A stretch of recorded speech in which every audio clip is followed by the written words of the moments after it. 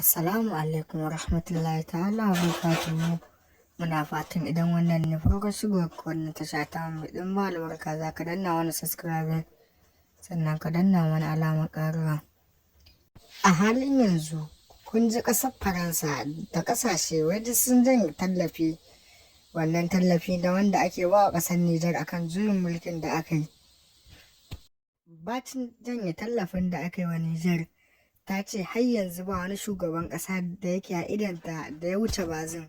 Shugaban ƙasar Najeriya wato Ahmad Bola Tinubu ya buƙaci haɗa taron gaggawa wato ƙungiyar ECOWAS za ta yi taro akan juyin mulkin da aka yi wa shugaban ƙasa Bazum.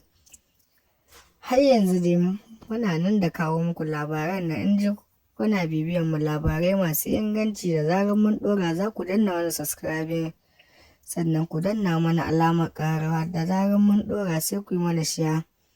Wayannan labaran za mu dinga kawo muku su a duk lokacin da kuka ji wani labari ya zo muku. Mun gode, muna godiya ƙwarai sosai. Duk da dai ƙasar Faransa ta ce za ta janye tallafin da take ba Nijar. Ina ruwanmu da su, za ni ci gaba don ma su sani.